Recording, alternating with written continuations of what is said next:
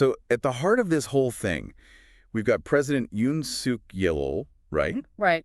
And the South Korean parliament, which right now is controlled by the opposition party. Uh-huh. And let's just say things haven't exactly been, sunshine and roses between them. Not exactly, no. There's been this tension building for a while now, and to really understand what's happening right now, you kind of got to know about that. Yeah, I mean, that tension's been simmering, and it kind of boiled over today when President Yoon went ahead and declared a state of emergency Oh, okay. and put martial law into effect. Hold on. Martial law. Yeah. He's claiming it's all because of threats from what he's calling anti-state forces, Anti-state forces. supposedly with ties to North Korea. Okay, now that sounds serious. Like really serious. Yeah, it's a pretty dramatic move. So for those of us who, haven't been brushing up on our South Korean legal terms lately, break it down for us. What does martial law actually mean? Like for people living in South Korea, what changes? Well, martial law basically means the military steps in and starts running things.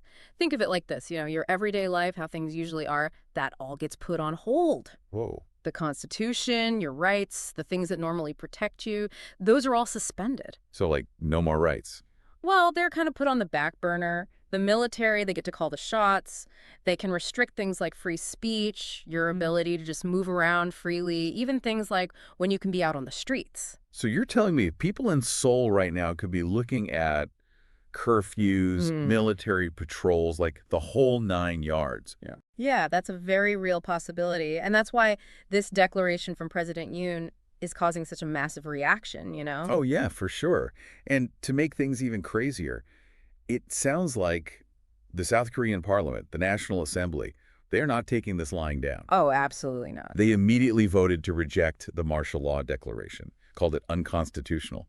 I mean, this is a direct challenge to President Yoon's authority, right? Right, exactly. And that clash between the president and the parliament, that's where things get really interesting. See, in a democracy like South Korea, the different parts of the government are supposed to balance each other out. Nobody, no single person or group have all the power.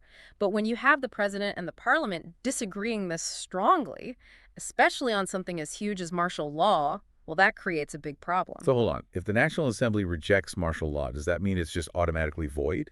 Hmm. Or can President Yoon just, ignore them? Well, that is the million-dollar question, isn't it? It really is. Technically, the National Assembly does have the power to overturn the president's declaration. Okay. But whether President Yoon will actually listen to them, abide by their decision or just try to push forward with martial law anyway, well, that's what everyone's waiting to see. So it's kind of a standoff right now. Exactly. And you've got to factor in how the people of South Korea are reacting to all of this, right?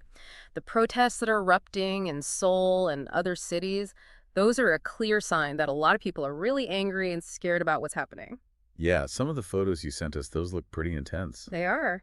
Lots of signs calling for President Yoon to resign. What are some of the other messages people are putting out there? What are they most worried about? Well, a lot of the anger is directed at President Yoon's policies, particularly his approach to North Korea, which many people see as just way too aggressive. He's taken a much harder line than his predecessors, and some of his moves have been seen as, well, pretty provocative. Provocative how? Give me an example. What kind of policies are we talking about? Well, for example, one of the most controversial things he did was ramp up joint military exercises with the United States. Now, these exercises are meant to deter North Korea, but they also, they tend to escalate tensions. Yeah, I can see how that could be a problem. And on top of that, President Yoon has pretty much cut off all dialogue with North Korea, so that makes the whole situation even more volatile. So basically, President Yoon's critics are saying he's the one who created this unstable environment, and now he's responding to that instability with martial law. That's how a lot of people are interpreting it, yeah. They see it as a sign that he's willing to undermine democratic processes to get what he wants. They're calling it a power grab. It makes you wonder how North Korea is looking at all of this. Well, they're definitely watching very closely. North Korea has a long history of trying to take advantage of any instability or division in South Korea, use it to their advantage. Right. So there's a real concern that they might try to exploit this crisis to further their own goals, whether that's through propaganda or even, some kind of military provocation. Yeah, and then, of course, we've got the whole international community watching this unfold with, serious concern. What kind of response are we seeing from other countries?